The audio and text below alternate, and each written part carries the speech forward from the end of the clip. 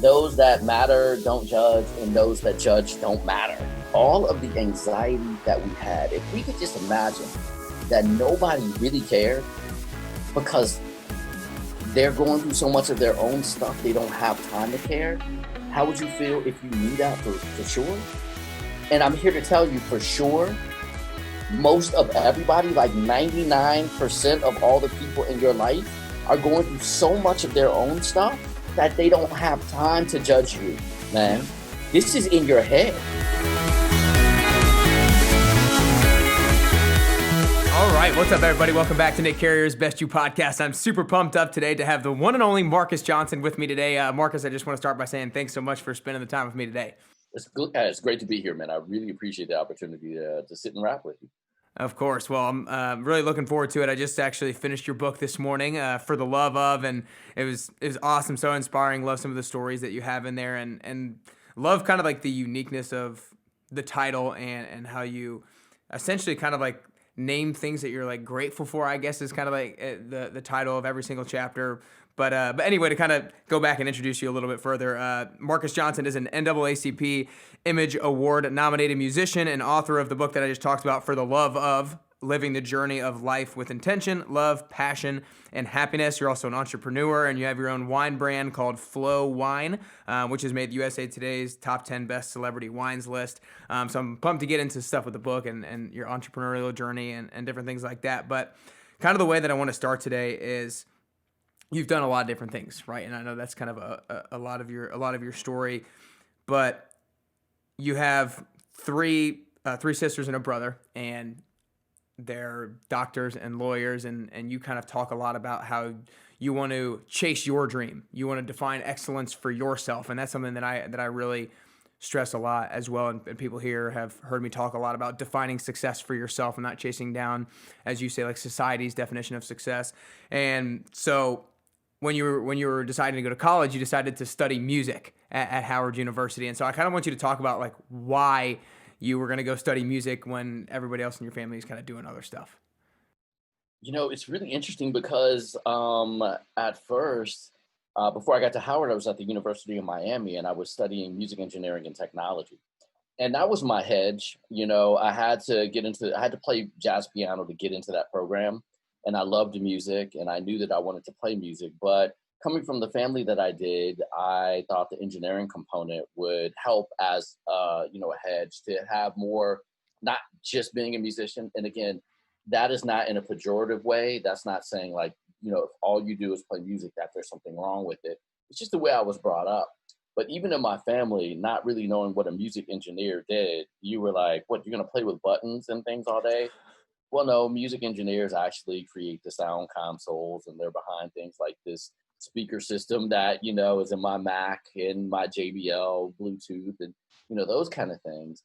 But I was taught to be an individual from a young age, Nick, and it's very imperative that we do follow ourselves. And I had plenty of arguments with my mom, plenty of arguments with my father about who I was, where I was going. I had arguments with professors and even people, at my high school about what I was going to do because I had great grades. I was in honors programs and everything. Why don't you go, open studies and, pre-law? It's like, 'cause that's not what I want to do. And I think a lot of parents do the world a disservice and even their family lineage a disservice by not allowing their kids to change the world with the talents that God has given to them. And it's great to be able to speak from that perspective with standing now to say, yeah, I have the law degree, yeah, I have the MBA, and you still should allow your kids to pursue music in undergrad because this is who they are, and who's to say they don't change the world with notes that they play or with something that they draw. It's just an important concept. And it always has been. I was weird when I was younger, I was disconnected. I wanted to sit at the adults table, Nick, and I was voted not, sexiest guy. Although I played sports, I was in great shape. I was voted most likely to succeed. And that was a badge of honor that I wore throughout, my senior year and going into college. Like my classmates valued me deeper than all of this. They knew that I had that thing, and I tried to share it. Yeah. So, well, and it could have been maybe a little bit of what you just said, but you said a little while ago that when you said you were going to go do music, you had some arguments with your parents and with and other teachers were trying to tell you to do other stuff. So, what do you think gave you the strength to be like, no, like I'm going to do this music thing? What do you think gave you the confidence to be able to do that outside of maybe being voted most likely to succeed in high school? I was kind of confident back in the day, you Yeah. know. Do you think it was a little ignorance at the same time, or do you think you truly like was confidence? It was confidence, man. Yeah. I started my first couple of companies when I was in high school. I washed cars, detailed cars. I saw my father as an entrepreneur who made it, out of the hood in East St. Louis, Illinois, to be an entrepreneur. My dad spent a lot of time talking to me about what it is to be a leader, a follower, and what I should not do to be a leader, survivor, and a follower. What I shouldn't do to be a follower, how to recognize when I was a survivor, and what I needed to do in order to be a winner. Hmm. And I had that conversation when I was 6. So for me, I was the kid that was like, this isn't right. And I'm not going to do something that isn't right and sits right here. And I argued, and, like I said, I had some very classic arguments with my parents about where I was going and what I was going to do. And I have some very classic apologies from my parents as well. Wow. When I got out of school and they were like, I'm so glad you didn't listen to me. And the issue was I had to explain to them, I did listen to you. That's the key. Listen to your parents. Don't watch exactly, what they, tell you to do per se. Watch what they do and listen to it. And then, if you see it and they're doing the right thing, that's your life lesson. And I just I threw what they did back at them and explained. I absolutely listened to you, Dad, and I appreciate it. So what exactly do you mean when you say you did listen to them, but like you did against what they said because their actions were different than what they said? Is that what you mean? Well, their actions can be kind of what they tell you to do. Don't do this. Don't do this. Most parents do that out of fear, right? Hmm. That I don't want you to experience the pain that I felt, being let down by having dreams, And I'm like, well, you seem to be doing okay with it. I'll be all right. I've been in the gym. It hurts, but boy, when I stay in there for 4 months, I know how it looks. You know what I'm saying? Hmm. So, I'm watching you. You have a nice car. We have a nice house. You're a PhD. Mom has her master's. You all have this company. Just trust me on this. Just trust me. Yeah, I'm going to trust that I have my own life to live. And that's one of the things that I saw even from my father coming out of, East St. Louis, Illinois, a house of 13, brothers, sisters or siblings, um, being the only one in college, et cetera, et cetera. I was okay with some of the pain. And I watched him have difficulties being lonely. And I think a lot of it was well, you don't want to be too much of this or too much of that. Just get what you can. They may not let you do this. And a lot of it has to deal with like even some of the microaggressions and racial issues that we've seen that have been highlighted lately. But it's like, Dad, that's not what you did. You had your PhD at 26. So don't ask me not to have my law degree and MBA at 25, along with 2 CDs in a can, out and on Billboard when I'm there. Yeah. These are things where, Nick, I don't know if you remember, like when you first realized you were having adult, mature thoughts. I remember, as far back as being like 8, 9, or 10. Wow. And having discussions with my parents and being allowed to have those discussions. And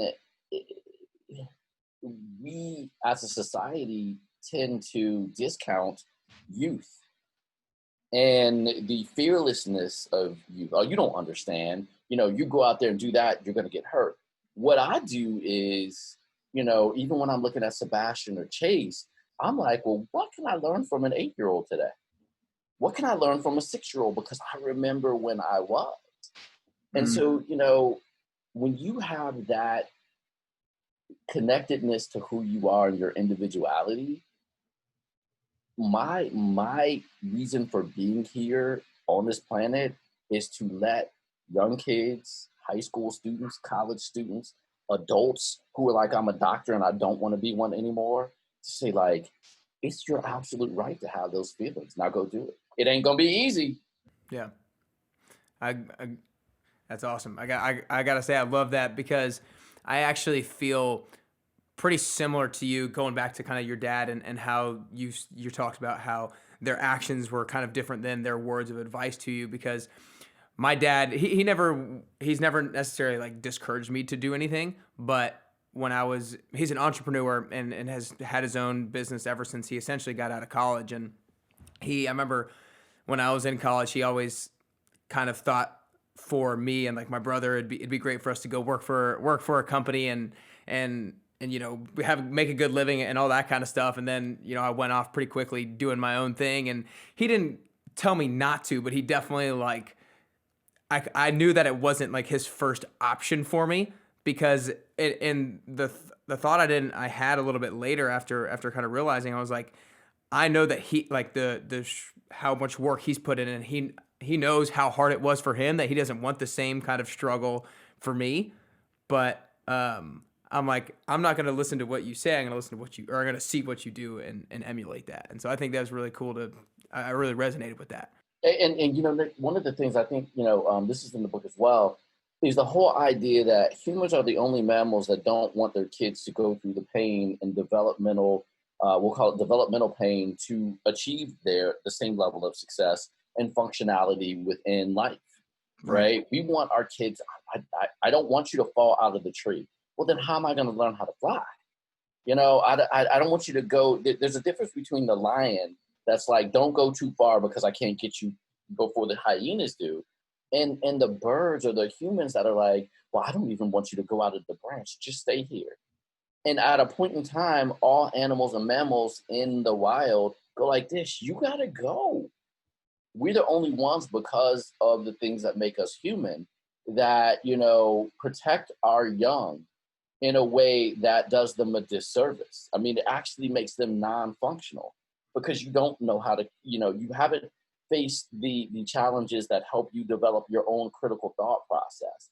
You haven't figured out how to move your arms fast enough to stay in the air, or where to go and where not to go. And I think that is one of the biggest mistakes, I'll say, or the challenges that humanity has presented with itself, is the idea that human beings aren't supposed to learn how to be. Yeah. No, I really love that part of the book too. And I think right now people and parents are being more and more like that. I can't speak from experience because I'm not a parent, and I can't say that I would like to think that I'm, go about it to let my kids fall down, if you will. Like I really liked the part of your book where your mom told you guys, like, I'm not your friend. Like, I'm your mother, and I can't remember the other thing. I'm your mother and something else. And we'll talk about it later. We'll talk about being a friend later, right? Yeah, exactly. Like maybe when you're 30 and you've done this, we'll talk about it then.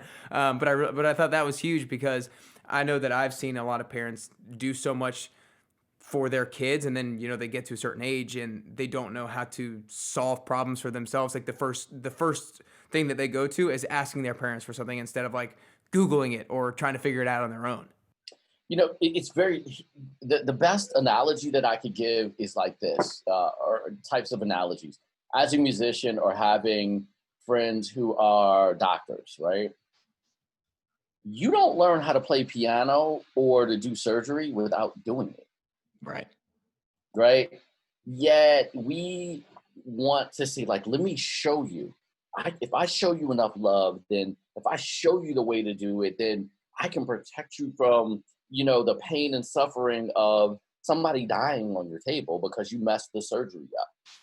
And not giving, I'm not giving you the chance to recap, to figure out what went wrong and how to make the surgery better so that you can actually save more lives in the future. What I want you to do is, I just want you to watch me. And then here are the tools. And then parents and society's looking up and asking these kids, now adults and some, older adults, well, we need, like, why aren't you able to do these things? Well, you never actually let me try it. You told me what Yeah. I was supposed to do and go get a job and get an education. You never told me to go out and build something. So, when I look at, Chase, people used to laugh at me or they were shocked when Chase used to fall on the ground. That's my daughter. And everybody else would run. I'm like, stop. Chase, are you okay? "Mm, yeah, Daddy, I'm okay. Okay. Are you sure? "Yeah." Okay, I'm sure. Then they're like, wait, she just got back up and started running. Yeah. Well, had I gone over there and been like, oh, baby, how is your knee? She would have started crying and everything else. So my daughter, through that, learned resilience. And whenever she used to come crying to me, playing with the boys, and there were times where I wanted to like jack up a couple of the young kids, Yeah. right? I still told Chase, I said, come here. If you want to play with the boys, boys play rough. You have to play rough. Don't come over here crying. And she's like, okay, daddy, and gone. You know what I mean? Yeah. So now when you see Chase is like bouncing around with super confidence. And everybody's like, where does she get all this confidence? Because she had a chance to scrape her knees, get up, dust herself off, and realize, well, if I'm going to play with the boys, it might be a little rough, but I like it. Let's go. That's what we have to do out here. And I think it's so important, as you're, looking at being the best you have to try, man. You have to do. Yeah, no doubt. I'm really glad you brought up that story because that was one of my favorite stories from one of the TED Talks that you gave, and she slid down a slide head first and got a black eye, and if you're gonna do that, you gotta do it, but there's gonna be consequences. But I love that, and I didn't expect to spend a lot of time here, but I'm really fascinated on this topic. Do you think that like parents doing more for their kids has it gotten worse as of recently, do you think, or do you think it's something that's kind of always been the case where people want to protect them so much to where they don't scrape their knee, like as you said? The answer to that, Nick, I think is it depends. And I think Yeah. it depends on the circumstances, where you've grown up. I mean, you're looking at these celebrity parents who paid money and hundreds of thousands of dollars to help their kids get into certain schools. And like, what are you telling your child when you're like, I don't believe that you have the ability to make it unless you go to these places, and thank God I have the money to pay for somebody else to take this test for you because you couldn't do it on your own. Yeah. I mean, that's not the kind of message that I want my kid to have. I want my kid to know that whether or not, they go to an Ivy League school, a near Ivy League school, a good school, or a school that I may object to, that they still have the ability to determine the outcome of their life. Yeah. But I will say that where are we taught that? I mean, I was lucky to be taught that at my home, mixed with, you know, being Marcus in the way that, my higher power gave me a certain amount of energy in the way that Right. I see things. I know it's not necessarily normal, but at the same time, like we have an education system that doesn't teach anything about what we need to learn, like Yeah. critical skills, like parenting skills, like balancing a checkbook, like, or now, even if you have an online account, how do you balance your accounts? How do you invest? How do you succeed? No, what we need you to do is go in and let us judge you from the time you're in kindergarten against everybody else, and we'll tell you where you are in the world. Yeah. And then you're stuck with that, right? Well, I didn't read exactly this way. Well, okay, let's talk about why you don't think that way. Hey, there may be a good reason for it if you talk to the kid. Why don't you do your math homework? Because it's boring. Can they come up with another way to teach kids math that's fun? Learning can be, fun. We don't teach that. This Right. is the way we do it. This is the way we've done it. This is the way you should do it. Man, and then you expect, innovation in parenting, innovation in the development of a society. And it's no wonder when you look at like many of the things that are going on in the news right now, I'm scared that there's a devolution of society. Like it's devolving. Yeah. Yeah, no, I definitely agree with the whole educational system. I think we could have a whole 3-hour show just on that. But I gotta I gotta pivot a little bit to a story that I really liked in the book of yours, and to kind of start off with one of the principles you learned early on is if you don't ask, then the answer is always no. And to kind of go along with that, I've found that it's really important in my life and from my own experience and from reading and learning and stuff that it's important to communicate your dreams and goals to other people, because you never know who might be able to support you, who might be able to help you, and who might be able to cheer you on. And so kind of with those ideas in mind, I really loved your story about how you got into Georgetown Law. And I think that was really powerful, and it really, you know, slams home that idea that it's important to communicate your dreams and your goals to other people. So if you could kind of recount that story real quick and then riff on the importance of it. When I was coming out of Howard, I took, going back to taking the LSAT, the first time that I took it, I went in with shorts and a short sleeve shirt to the National Press Club. I think it was Press Club or the Marriott. I can't remember which one. It was like 65 degrees. And at the end, I was shaking so bad that the guy next to me was like, dude, here, take my cardigan. He's like, you can't be doing well because you're shaking. He's like, I'm watching you shiver. And so I got my scores back. They were all right. I took it again, I blew it out the water, and got a full ride to a particular school. And so, as I was approaching that school, we were getting towards the end of the year. I really wanted to go to Columbia, and the school was not Columbia. I was on the waiting list at Columbia, and I wanted to get to New York. I wanted to do, Ivy League and, or very good top 15 school. And, I talked to the dean of admissions at the school where I gained admission. And he's like, well, I have connects up there. So right before we were supposed to start school, I was like, well, hey, look, what about, connecting me with your connect at Columbia, because I need to start working now for my second year, ready to start first year. And then literally it was silence. And in the book, I put like it was crickets. And I was like, oh my God, I'm going to be stuck here. This guy is not going to help me get into or go to Columbia. Because I think he also figured out, it was plain to see, had I gotten to New York, I was going to stay in New York, right? And I would have stayed there. And so I was on my way to the family reunion our family reunion with my grandparents.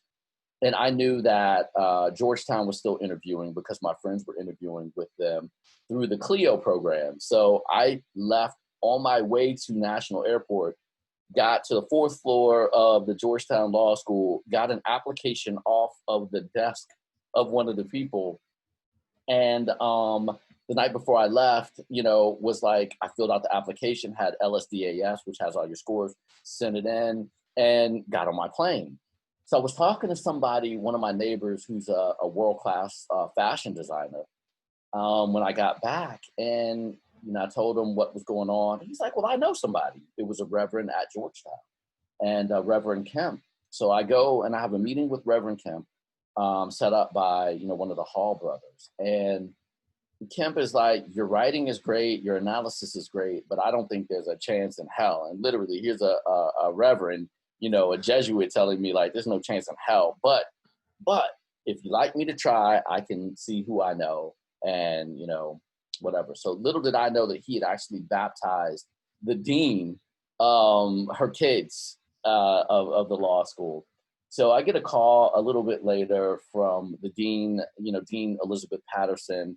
And she's like, well, I don't think there's a chance in hell. It's late. We're in this time it's like June, July. But would you like me to try? And I'm like, yeah. So, we go a little bit further, and then I get a call from the dean of admissions. And he's like, look, man, I got this thing on my desk, and, I'm trying to figure out, what are you trying to do, et cetera, et cetera. So said the same thing. And a day later, he calls back, and he's like, I have one more question for you. He's like, I'd like to know if you'd like to be in the entering class of 1993 at the Georgetown Law Center. And of course, I'm like, hell yeah. But can you imagine, my friends? I lost friends over that because they thought I was on my way to this particular law school. And the day of orientation, I showed up to let them know that I would be going to Georgetown, and Yeah. was basically like middle finger, like, you didn't live up to your word, and I was not going to be restricted by your word. And, even my mom and my dad, everybody was like, Georgetown Law, man, son, are you sure? I was like, I had the grades, I had the pedigree. I was student council president 2 years in a row, policy board chairman, all this other stuff. I had work experience, and I was like, man, I'm gonna bet on me. And all it took was for me to drive to the law school, go upstairs, get an application, fill it out, put it in the mail, and talk to a couple of people. And people are like, no, it took much more than that. When you really break it down, all it took was faith in myself and faith in the fact that what will be will be. But if I don't ask the question, the answer's always no. Had I not filled out that application, my life would be totally different. Yeah. Had I not gone and said, screw you, how dare you lie to me, watch this. Had I not had that confidence, arrogance, whatever you want to call it, where would I be? And Yeah. again, not that I wouldn't have been successful going to this other place, but I will tell you that from my first internship on, working with the general counsel of Universal Music and Film, who was a Georgetown Law grad, it had some cachet. Even to this day, I'm working on a big deal, and the head of Total Wine, their merchandising vice president, is a Georgetown grad and is walking me through a national relaunch of our brand through Total Wine and More. You have to ask the question. You Yeah. have to. Well, like you said, and I'm glad that you kind of iterated that it all came down to having faith in yourself and having confidence in yourself, because I think a lot of times, like, I prefaced the question with saying how important it is to communicate your dreams, communicate your goals to others. And a lot of times people don't communicate their dreams or their goals because they don't have the faith in themselves that they have the actual ability to accomplish that. And that holds them back to actually saying it, because they're fearful that if I say it, then like I might actually not be able to achieve it. Yeah, but I will tell you that the absolute antithesis is true too. You absolutely won't be able to achieve it if you don't try it. You know Right. what I mean? And I say life and business is much like, dating. I mean, if you don't ask the person out for a date, 9 times out of 10, they're not asking you, especially like if you're at a club or you see those commercials where somebody's on a train and they see like this beautiful person and they're like, oh my God, and next thing you know, they go through the 30 seconds of the commercial and then they're married at the end, right? Had you Right. not gotten off the train, you would and asked that person out or just said, hey, look, can we be in contact? The answer would have been no. And so my thing is life is short enough.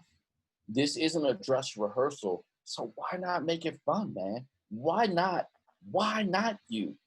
That's the question my dad always taught me about everything in life. Why not you? Why not think that you are the only one that had this idea? Society tells you no because they want you to stay in the say powers that be, if there's such a thing, want you to stay in a certain mindset so you don't compete with them.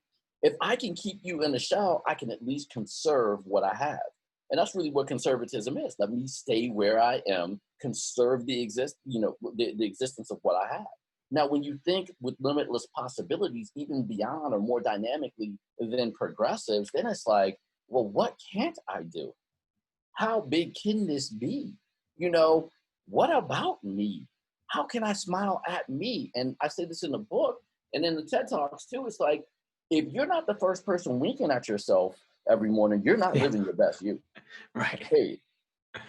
Yeah, no, I agree. Couldn't agree more. Couldn't agree more. Well, I kind of want to transition a little bit into kind of your entrepreneurial career, because I think there's a lot of awesome lessons from that. And, you started a record label group with the first African American billionaire, Bob Johnson, or he was invested in and helped fund it. But then there was this kind of pivotal moment where you had to go in and tell your employees, people that were working with you, that you could only pay them for one more payroll.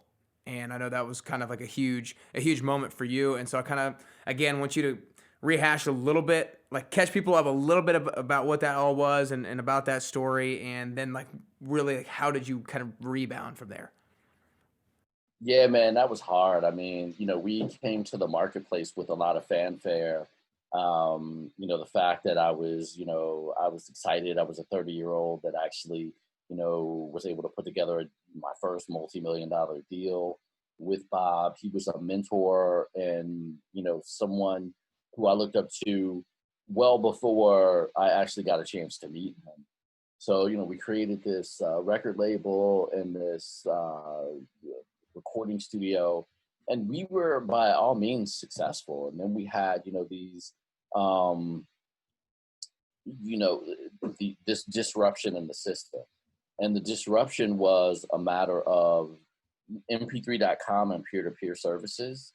And then we had, iTunes come in, and you saw your revenue go from, six figures a month to 5 figures a month to 4 figures a month. Wow. And it got to a point where I had to have this conversation. And, I'll never forget that day of riding back and forth, up and down Georgia Avenue. And I was about to come in, and I was talking to my COO on the phone, and I was like, okay, I'm ready. And then I would hang up the phone, and I'm like, I'm not ready, right? So, and Georgia Avenue would be like going back and forth on Broadway, for, 10 minutes this way and then 10 minutes back, Nashville. And so I finally got to the point where I was like, all right, I'm coming in. And we had to sit down. And I told the staff what I would be able to do, and actually helped as many of them as I could to find other positions. And, I knew it wasn't necessarily the end of the brand, which was Three Keys Music, but I knew that, I knew that I needed a break. I knew that I needed to figure out what I was going to do going forward. And I knew that I had the ability to do so. And, out of that, we came up with the FLO brand. And, continued on with FLO Music, and, from there going into FLO Wine. And now it's just the whole FLO brand. The book, who knows what's going to, come next. We have our FLO Love and Jazz experiences. We do a lot of stuff with Sheila Johnson, ironically enough, Bob's ex-wife, who's also, Wow. a billionaire now. Yeah. And so, but the hard part about it was, it is painful when you have to walk away from something that is your dream that you were able to build. Some of the most painful stuff, though, for me, and I don't think this is actually in the book, but I talk more about it in some of the talks, is the fact that a lot of that happened because I didn't listen to myself. Mm. And I got to a point where I started making decisions as a CEO and not as Marcus. And Marcus, through his experience, understood that I should have let my entire team go, except for one person, and rehire everybody. But in talking with Bob and talking with his liaison, they were like, well, we think you're making a rash decision, et cetera, et cetera. As the majority owner of the company and the CEO, I should have been like, I hear what you're saying, but watch my work. Trust me. You trusted me to invest in this. Trust me, my team is not the right team right now. And I didn't listen. And so I ended up in a scenario where, it was having to let these people go, but learning the lesson to trust in your gut. Don't become your position. Don't become what society says you are. Always understand that your gut got you there. Listen to it all the way through. Mm. And you can, it will guide you through properly. Yeah, that's awesome. I like that takeaway that you were acting as the CEO, not as Marcus necessarily. What do you think? Like you touched on how when you let everybody go, you didn't feel like it was the end of the entire brand, but you felt like there was some kind of thing moving forward, but you needed a little bit of space to kind of realize what that was. So what kind of helped give you clarity after you let everybody go as to like what's the next move? It took a little while. I mean, you're talking about 2004 until about 2007. And I kind of just, I drifted a little bit because DC's a small town and I was a big guy in a small town. So I'm walking around and know that people know that there's no more Three Keys Music. We were sponsoring things. We were doing a lot of the right things. And I had to get over the anxiety. I mean, waking up in the middle of the morning, having a house having a very nice, penthouse condo downtown in DC, and like, oh my God, am I going to be able to sustain this? What am I going to do? Oh my God. And working through some therapy to get some, perspective, getting some self-help books, and my friends. And everybody sat me down and said, dude, look, you're one of the smartest, if not the smartest person I know. And take your time. And I did. And then, one day I'm sitting in the studio and, looking out of the window one evening and came up with the FLO brand. And it was out of the For the Love, For Lovers Only. That's what we started off with, a compilation CD we had. And I was like, that's not scalable. And I was like, well, what would be For the Love Of? We can scale that. Kicked it around with a couple of people in the office. And within 3 months, we had the first 3 CDs out with lifestyle music, FLO Standards, FLO Romance, and FLO Chill. And that is what kept us going and in the visibility. The other thing that we did that was that helped me to keep going was our newsletter. I realized that I had a brand, and I realized that people only know what you tell them because they're so busy living their own life. I mean, Right. if there's a lesson in it, it is all of the anxiety that we had. If we could just imagine that nobody really cared because they're going through so much of their own stuff, they don't have time to care. How would you feel if you knew that for sure? And I'm here to tell you for sure, most of everybody, like 99% of all the people in your life, are going through so much of their own stuff that they don't have time to judge you, man. Yeah. This is in your head. And if you can let that go and then dictate your story and take control of it, and our 3 Keys newsletter helped us to do that. And we, kept it going on the weekly. And then I started gigging a little more. Then I made a deal to get on the air at 105.9, the smooth jazz station here. And we just continued to grow and, got into the flow. I got to tell you, I think that's such an important lesson. And I remember hearing it on a podcast with from Barbara Corcoran a couple years ago, Shark Tank, Barbara Corcoran. And the person asked her, like, how are you okay with like failing in the public eye or something like that? And she was like, I realized at the end of the day, nobody cares, or nobody cares. Like, they might see it, but then like the next day they forget about it because they're so caught up in their own thing and it doesn't really matter. And to me, that was a huge realization then for me. And then I think I just always need that constant reminder that, like, look, don't be so caught up in yourself that you think everybody is watching you all the time. Like, they're caught up in their own stuff. They're worried about their own stuff. And you kind of talk about that principle when people are in the gym. So many people are self-conscious when they go into the gym because they think, oh, everybody's going to watch me. I don't know what I'm doing. Like, I don't look as good as they do. But it's like 99.9% of the people are so worried about getting their workout done and how they look, and they're not concerned about you. Shit, most of them, excuse me, I'm sorry, I'm so sorry. You're good. My bad. You're good. Most of them are trying to catch their next breath. Yeah. You go in the gym, you see somebody, they're looking at me. No, dude, they are trying to breathe. That is them trying to exist. You know what I mean? And so it's the same thing in business and in life. And, there's that saying that those that matter don't judge, and those that judge don't matter. Yeah. And it is, if we can just internalize this and then let's go back to our education thing, our discussion. Imagine if we taught 6-year-olds that those that judge don't matter and those that matter don't judge, and how they then can create a critical thought process so that they create an environment around themselves of people that matter to them and people to whom they matter. And those are the people that don't judge them, that may give you constructive criticism, but also give you the way out of it so that you can continue to grow. If we did that, a lot of the things we're seeing in the news, it would be different. There may not be a whole bunch of who's killing who, but man, imagine that world. And then imagine the level of anxiety that you just get to go like this to. Like, you don't matter. If you're judging me like this, you don't matter to me. Yeah.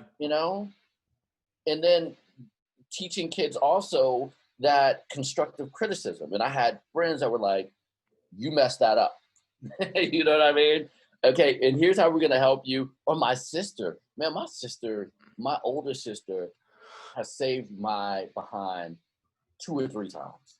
And it has been like, because I know how important your success is to the world, I will support you in every way that I can. Mm. And she has helped me by hiring publicists. She has helped me, build, my brand. She was she was the first person who invested in my first CD. And she's a physician, big time pharmaceutical, executive, et cetera, et cetera. But I had somebody that didn't judge me, Yeah. but was constructively critical. You messed that up. All right, Mark. And now she's like, you're like, Mark, you are brilliant. I don't know anybody in marketing that's more brilliant than you are. Even with the people that I work with in this top, Fortune 50 company, she's like, this is great. And I'm like, Lee, but I couldn't have gotten here without like support from people like you. Imagine that community. And being the best is the idea of having people that are vested in your best you, that are working on their best thems, their Yeah. best yous. Man, when you start putting that together, you have the positive loop cycle, not a vicious cycle. And that positive loop is something that's missing. It's not perfect.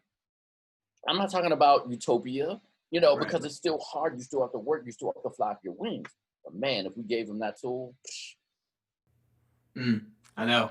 I love it. I love it. I think that's definitely one of the most important things you can teach anybody at any age, and just that idea needs to be repeated over and over and over again. I don't think we can hear it enough.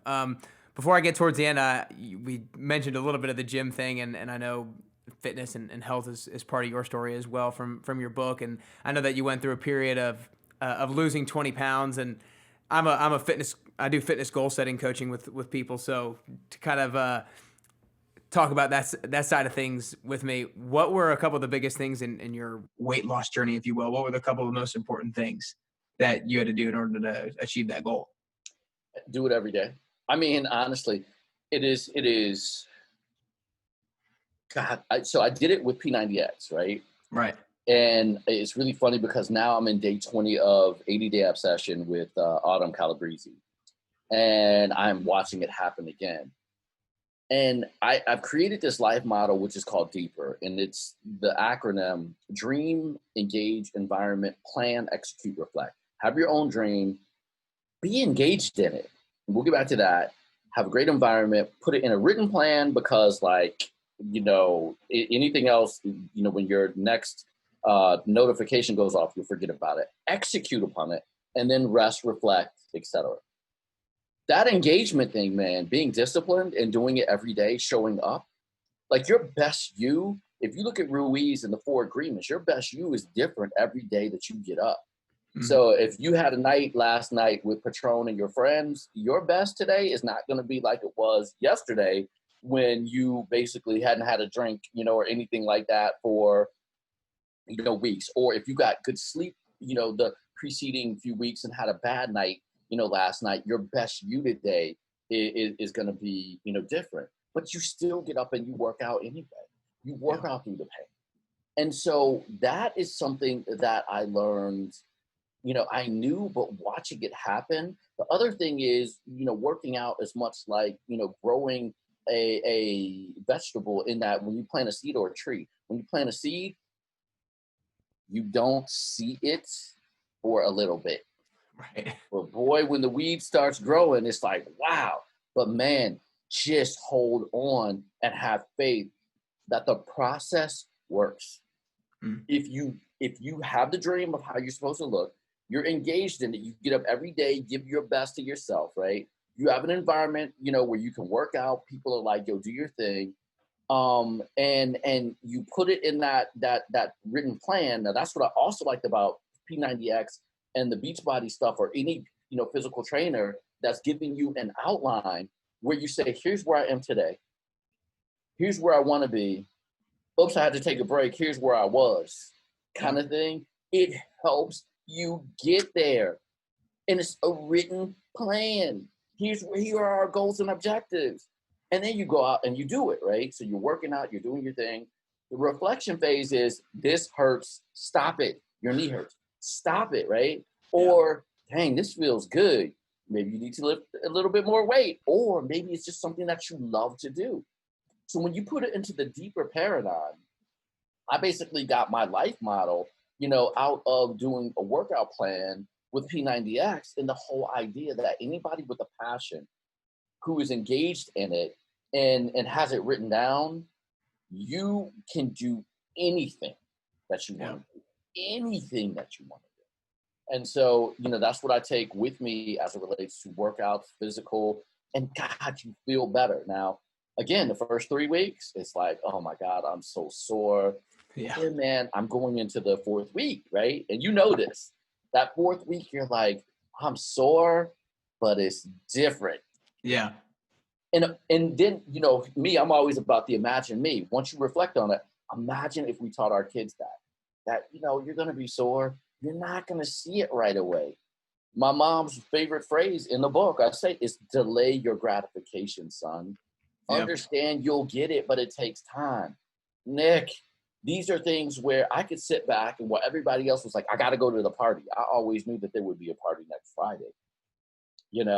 I always knew that there would be another record deal on the table. I always knew that there would be another, a house that you could buy, another business deal that you could do, other friends that you would meet, et cetera, et cetera. If we can teach that within a life paradigm, you could have a 3, letter acronym. You could have a 5, a 10, 7 habits of highly effective people, whatever you want to do. Just have your passion. And when you pour it into a life model, you'll start to see, like me now, I'm losing weight again. I'm stronger than I have. I looked at myself after my haircut today and I was like, that's awesome. That's awesome. Yeah, no, I love that deeper model. I think that's so important and so applicable. And to touch on it real quick, I read the delayed gratification thing this morning, and it was actually really timely for me. I literally made a Instagram post on Sunday, I think, that said, if you can fall in love with delayed gratification, it's going to be a huge separator in our instant gratification world. And I think it's just, I think the delayed gratification thing is so huge. And I know we could talk a lot about it, but I want to get here the last couple questions in. And the second to last one is a question that I found really beneficial for myself, because I think that in order to get closer to the best version of yourself, that it's really important to try to gain clarity as to what you think the best version of yourself looks like and what you think the best version of yourself is capable of. And then my goal every single day is to try to reverse engineer that person into reality. And so a question that I found really beneficial for myself is what I'm getting ready to ask you. And that's, is there a particular skill or piece of knowledge that the best version of yourself has that you don't currently have? Oh, God, absolutely. I care. I can sit here and tell you that you shouldn't care, about what people think. Man, I wish the best version of me would be like, screw you, man. Screw you all. You know what I mean? I'm good. I'm good with me. The best version of me would rest more. Even though I talk about it in my paradigm, it would rest more. It would spend more time with, people, places, and things that I love, not trying to be in that work model. Like, my goal is to be able to be like, no, Marcus, no. I'm on vacation. Absolutely not. Well, no, I don't need it. I have the money. I have the this. I have the that. Even if I don't, I can say no, and I'm not there yet.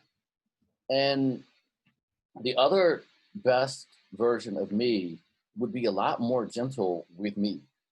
Mm. And, I read something somewhere where it said, love yourself, like, treat yourself as you would someone else that you loved. And we all know what it feels like to love somebody with butterflies and, my God, I love you. But it's very hard for you to internalize that for yourself. Right. And to be like, I'm going to make these decisions for me. And that is not me being selfish. It is me being self-centered. But by me being self-centered, I'm able to do these other things for you, because you don't want me doing them out of anger. You don't want me doing them out of spite. You don't want me doing them out of, resentment and the like. You want me doing it because, damn, Marcus Johnson loves some Marcus Johnson in the right way. Like, you can't just come to him and expect him to do, whatever you want him to do. No. That's you.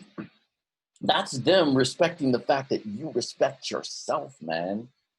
And I think the best version of me does a much better job of just being like, yeah, nah, nope, I'm good. Yeah, no, I've heard that so many times in terms of what you started with, not caring what others think, but then also being able to like not say yes to every single thing and be okay with doing the things that you feel are most important to you at the time. Well, before I ask the last question, Marcus, I want to acknowledge you for being able to have the strength and confidence and the courage when you were young to be able to watch what your parents' actions were and not necessarily listen to the advice that they said to you. I think that's really admirable. And the other thing that we talked a little bit that I want to acknowledge you for is your ability to be able to like allow your daughter to fall down, to scrape her knee, and not immediately run over. It's like, oh my God, are you okay? Are you okay? Are you okay? But be like, get back up and keep going. I think that's, I think it's probably one of those things that we're going to see less and less of, but it's going to continue to be more and more important. Well, I think, for me and for me to you, I thank you for having a platform where we can actually open the dialogue for those of us who are listening to you to be able to say, yeah, I know I need to do that. And then that's how it starts. And, the message to everybody out there is it does start with you. It does start every day in the mirror with you looking at yourself. And if you know that, and these are the things that you want, and, we're not victims of society unless we allow ourselves to be victims of society. Right. You can go to the PTA meeting and say, these are the books that we need. You can run for PTA president or school board chairman or whatever. You can run for public office or send letters and create groups to, make sure that we hold our public servants accountable for the things that they do. We're not victims, but we're taught that we are. So from me to you, thank you so much for having a platform to be able to have an open discussion to let those of us that think like us know that we're not alone, nor are we aliens. Well, of course. Well, I appreciate that. Well, I know everybody's going to want to go. We touched on a decent amount of the book, but I know you guys are want to go and read the entire thing. Like I said, I finished it this morning. Awesome book. It's going to get you fired up and motivated. So make sure you get For the Love Of. And you can go follow Marcus at Marcus Johnson 360 on Instagram. And you can go to his website, www.marcusjohnson360.com. Go get that book anywhere you can find it. Amazon is obviously the easiest way to do it probably nowadays, but anywhere you find your books. Well, Marcus, last question is I think getting closer to the best version of yourself is a constant journey. And I also think it's a unique journey. I think the way that I'm going to get closer to the best version of myself is going to be a little bit different than the way that you get closer to the best version of yourself. So for you personally, if there are 3 things that you can currently do or 3 things that you can currently work on to get closer to that best Marcus Johnson that you could possibly be, what are those 3 things that you could currently do or work on? Number one, man, is get more rest. I think rest is the most undervalued commodity or phenomenon in life. I think that I am better when I take time out and take, self-care. It could be, getting a massage. It could be, which I haven't done since COVID. You know what I mean? Those kind of things. But literally rest is very important for me, getting to the next level of me, because if I'm not there mentally or physically, that doesn't work. The other thing is to take my advice on structuring my days a little bit better. I'm doing better in the last week or so, but using the most important spreadsheet that I will ever have, which is my calendar. Yeah. And it is because it is the P&L, the profit and loss statement of the most important, valuable, resource that you have, which is your time. Right. And putting it down and saying, matching where my goals and values with the time and where I spend it. I think that would be, number 2. And as, I look at the third part, it really is a combination of figuring out the way that I can seed more into the next generation and into society. And, whether it's with the music or whether it's working with people like yourself, organizing to be that beacon of light to which these folk can look to say, like, this is how you do it. And I only have 24 hours in the day like everybody else, but if it is, running for office, it is really making sure that I get to that point to let people know running for office doesn't mean you're perfect. Running for office doesn't mean that you have all the answers. It just means you're a servant that says, hey, look, I'm going to take this weight and carry it.